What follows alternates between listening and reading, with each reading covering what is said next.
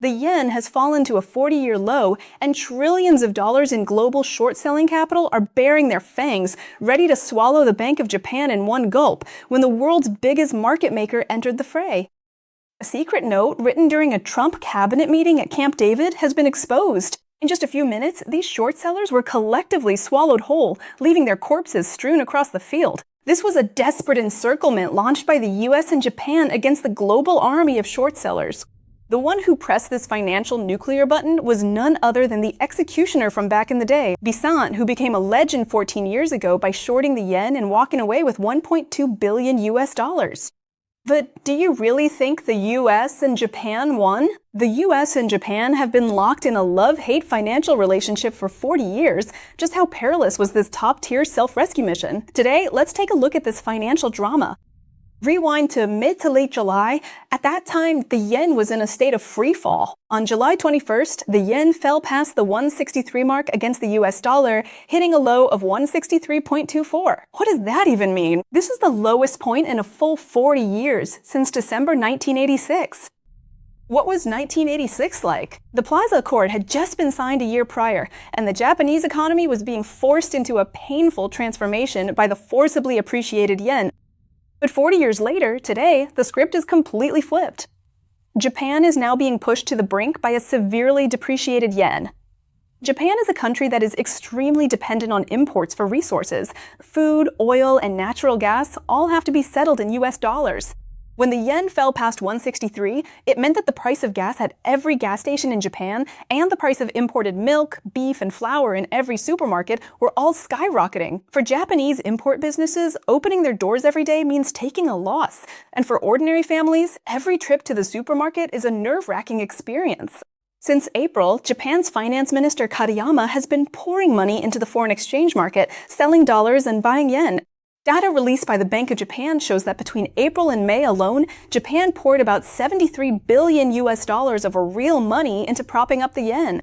However, throwing these tens of billions of dollars into the market was like tossing a few ice bricks into volcanic lava. It didn't even make a sound. The yen just kept falling exactly as it had them. Why did the Japanese government spend so much money, yet it had absolutely no effect? Because standing on the other side was a massive and greedy army of global Wall Street short sellers. These hedge funds were playing a game at the time that was almost a sure bet, called the foreign exchange carry trade. The logic here is very simple. Japan's domestic interest rates were extremely low at the time, so if you borrowed 100 million yen from a Japanese bank, the interest was practically zero, which was essentially like getting a pile of free money. Then, you immediately sell that 100 million yen, convert it into US dollars, and use it to buy US Treasury bonds with an annualized yield of nearly 4%. You don't have to do anything else. Just like that, you can sit back and earn a net interest spread of nearly 4% in a year. As long as Wall Street collectively borrows yen, sells yen, and buys dollars, the yen will be frantically dumped and plummet all the way down. And the more the yen falls, the more money those shorting it make. By mid-July, global hedge fund positions shorting the yen had been pushed to their highest peak since before the 2007 financial crisis. The Japanese Ministry of Finance and the central bank found themselves fighting against the world's largest carry trade capital flows all on their own. You throw $10 billion into buying yen, and the short sellers can turn around and borrow 20 billion yen to keep crashing the market. So Japan simply couldn't hold out on its own. The turning point came on Thursday, July 30th, when a very subtle signal suddenly appeared in the foreign exchange market, one that was enough to make top traders break into a cold sweat. The New York Fed was conducting rate checks, inquiring with major investment banks like Goldman Sachs and Morgan Stanley. In financial warfare, a rate check is the classic signal before foreign exchange intervention, much like special forces sending out scouts to locate the defender's firing points before storming the building. As news of the New York Fed's inquiries rippled through Wall Street, seasoned Forex traders immediately realized that the rules of the game were changing. The world's biggest market maker, the US Treasury, was about to enter the fray. By the morning of Friday, July 31st, the air at Camp David carried the coolness of summer. President Trump convened a cabinet meeting with media allowed into film. At 11:33 a.m., Reuters photographer Fornal Schuler maneuvered his telephoto lens to a position slightly behind Treasury Secretary Bessent. with a soft click of the shutter, that notepad page with to-do written on it, along with the line below it reading, "Buy Japanese yen, 5 to 10 billion," was captured in high-definition precision. This isn't the first time Bessent has leaked something. Back in May of this year, his notepad had "resilience" written with 2 underlines, as well as "Operation Economic Fury." When reporters pressed him on it at the time, he just grinned and said, "I write these things down so you can photograph them, so you can think you've got an exclusive." So was this a genuine leak this time, or a carefully orchestrated ploy? What do you think? If you think it was the former, type A for me. If you think it was a carefully orchestrated ploy, type B. Regardless of the truth, this photo instantly set global trading terminals on fire. Simultaneously, a more suffocating battle for capital was taking place in the shadows. Through the New York Fed, and then through primary dealers like Goldman Sachs and Morgan Stanley, the US began frantically selling off the euro and buying the yen in the market. Note that the US was selling off the euro, not the dollar. This was a very subtle maneuver, because if the US had sold off the dollar, it would have been tantamount to talking down its own currency, which would have triggered a chain reaction. Selling the euro and buying the yen not only achieved the effect of boosting the yen, but also left the status of the dollar itself unshaken. This detail reveals the shrewdness of Bessent, a veteran short seller with 20 years of experience. For those short-selling institutions that were riding high at the time, the events of that afternoon turned them from hunters of Japan into victims of a coordinated siege. They had originally calculated that the Bank of Japan's ammunition was limited and were prepared to chip away at its foreign exchange reserves like ants moving house. However, they never expected that what they were facing was no longer just the isolated Bank of Japan, but a joint counterattack from both the US and Japan. This fear instantly reminded many people of the disaster from last August. Why the fear? You have to understand, the vast majority of the money held by those hedge funds shorting the yen was borrowed. Imagine this. Suppose you borrowed a huge amount of yen in Japan at an ultra-low interest rate close to 0, converted it into US dollars, and used it to buy US Treasury bonds, stocks, or Bitcoin to make money. But this arbitrage game has a fatal flaw. As soon as the yen suddenly appreciates, the cost of your yen loan will skyrocket. At this point, hey, the debt collectors might be blowing up your phone, and you'd have to buy back the yen and rush to pay the bank back. And this creates a terrifying chain reaction of panic selling. The yen suddenly surges, the debt that fund managers borrowed becomes more expensive, and the banks start calling in their loans. So in order to scrape together enough money to buy back yen and pay off their debts, they have no choice but to sell off their US stocks and Bitcoin for cash, regardless of the cost. And this ends up hitting global stock markets.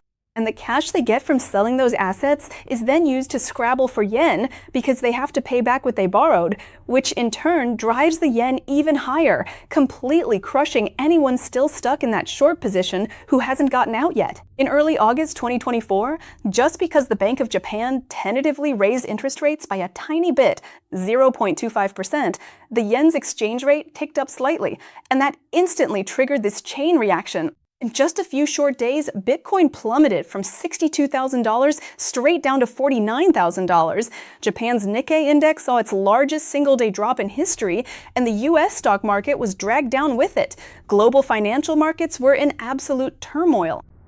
In this time, history is repeating itself. Moreover, the United States, which holds the power to mint global currency and possesses an infinite money printing machine, has teamed up with Japan to enter the fray. The power of this is more than 10 times scarier than it was 2 years ago. Faced with this kind of overwhelming force, any rational fund manager has only one reaction: run, and run at any cost. Program trades shorting the yen across the entire web were instantly liquidated, and trillions of dollars in hedge funds began frantically closing their positions. They were scrambling like crazy to buy up yen in the market to pay off their debts, which in turn acted like high-octane fuel for the yen, sending its exchange rate skyrocketing vertically. By Monday, August 3rd, Japanese Finance Minister Katayama Rakugaku officially confirmed the joint intervention by the US and Japan. By the time the market closed, the yen had surged to 155.21 at one point, a jump of nearly 8 yen in one go from last week's low of 163.24. It is estimated that the scale of hedge funds shorting the yen that were liquidated or forced to close positions in just a few days reached billions of dollars. President Trump later told reporters aboard Air Force One, "We are always willing to help Japan." Bessent wrote on X that Friday's coordinated foreign exchange action countered the disorderly volatility of the yen. "If necessary, we will never hesitate to join forces again."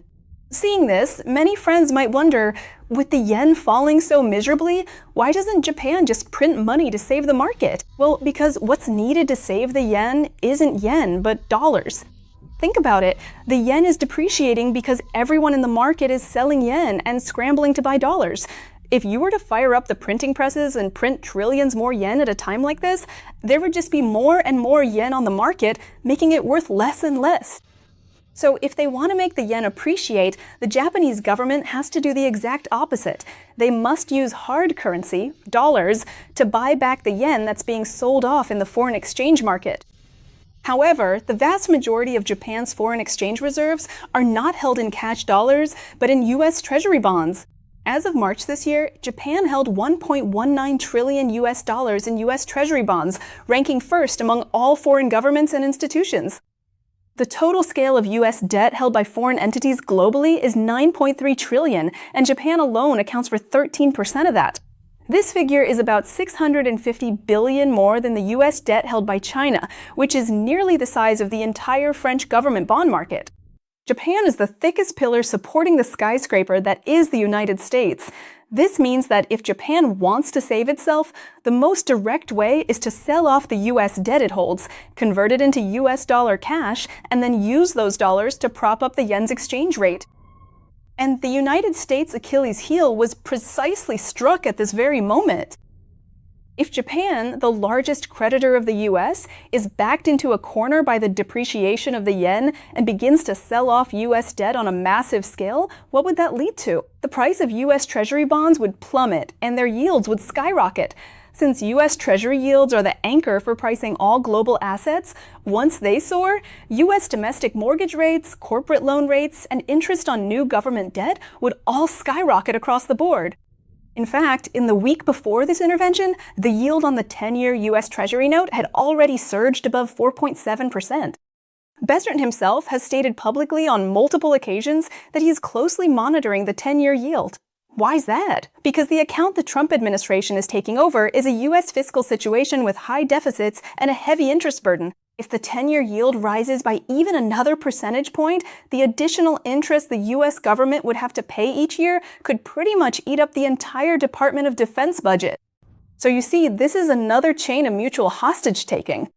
Japan is forced to sell off U.S. treasuries due to the depreciation of the yen, and the U.S., in turn, cannot afford the consequences of a crash in U.S. treasury prices, so it is forced to cough up dollars to bail out the yen and alleviate the pressure of U.S. treasury sell-offs. Therefore, Japan is using its own desperate situation to hold U.S. financial stability hostage in return. This is another example of what's often called too big to fail in finance. Not that banks are too big to fail, but that allies are too big to fail. It's like you and a friend started a company, and this friend, because their own capital chain is broken, wants to cash out your partnership shares to save themselves. But if they really dumped all those shares onto the market at once, the company's stock price would definitely plummet, and your own paper wealth in this company would also evaporate significantly in an instant. So what do? You have no choice but to, reach into your own pocket and lend them some cash so they don't dump so many shares at once. This is the situation the U.S. is facing with Japan this year. The U.S. isn't saving Japan, it's saving its own wallet. And the most fateful scene in this rescue mission is none other than the person currently sitting in the U.S. Treasury Secretary's chair, Bessent. Back in 2011, as the chief investment officer of the Soros Fund, Bessent keenly spotted a once-in-a-lifetime historical opportunity that Abenomics would cause the yen to plummet. So starting in 2012, he led the Soros Fund in a massive short selling of the yen, raking in a staggering $1.2 billion in profit in a single stroke, and cementing his legendary status on Wall Street. We have dedicated an entire episode to this piece of history and more of Bessent's legendary experiences. For those who haven't seen it, be sure to catch up after watching today's episode. Now, 14 years later, the very same king of short selling who once single-handedly crushed the yen is sitting in the seat of the U.S. Treasury Secretary, personally signing the order to buy the yen. This is not just his own remarkable experience, but a microcosm of the 40-year love-hate financial relationship between the U.S. and Japan.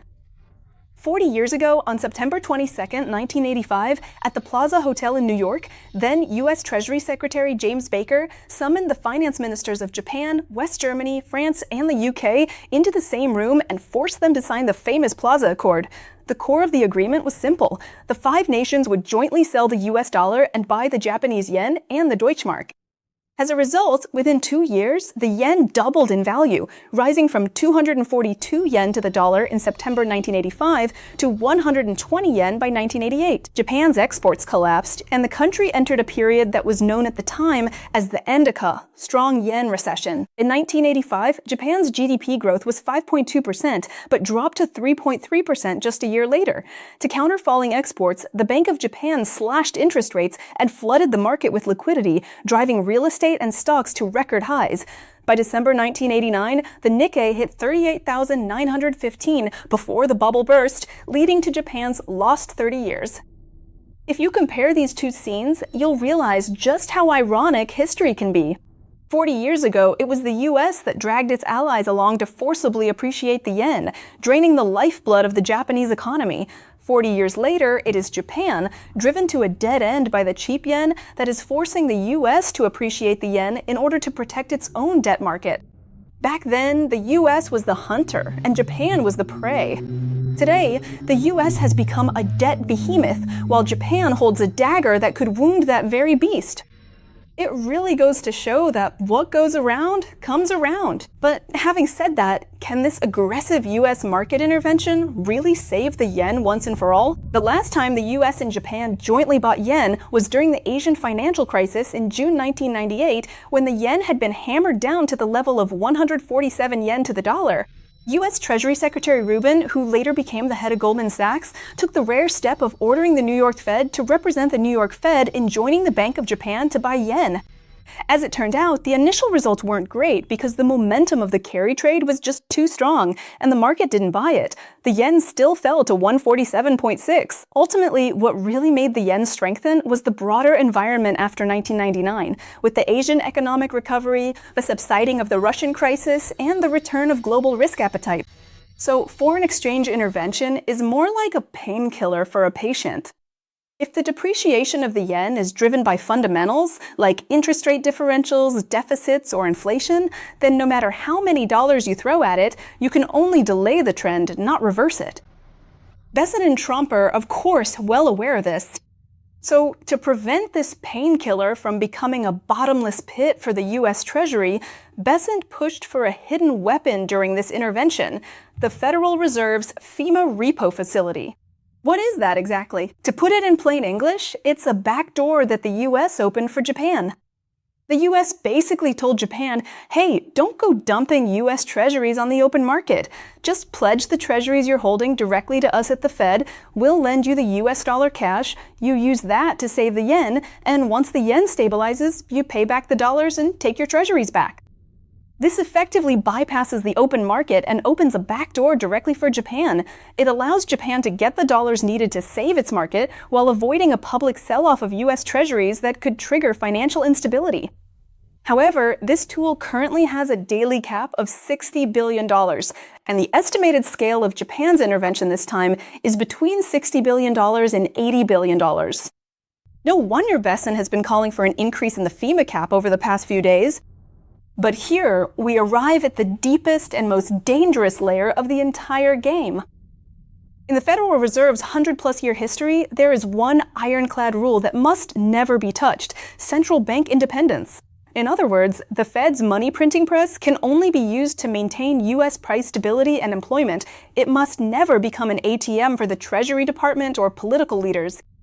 If the current Fed chair, Kevin Warsh, were to agree to significantly expand the FEMA borrowing limit under pressure, as we mentioned earlier, FEMA is a channel for the Fed to lend dollars to foreign central banks, so that would be equivalent to the Fed indirectly using its own money printing capacity to inject liquidity into Japan based on its own credit.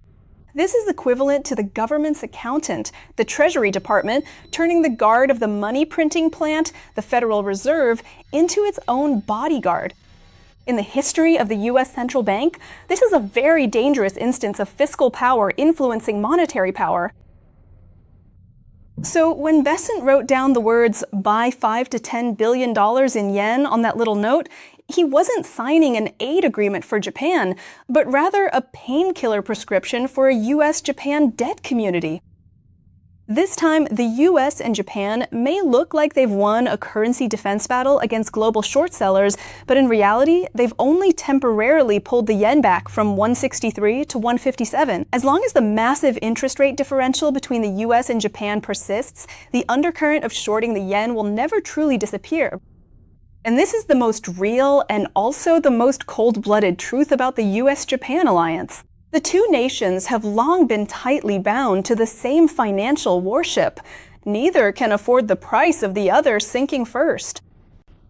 Alright, that's all for today. Did you enjoy this financial story, friends? If you did, don't forget to give me a like before you leave.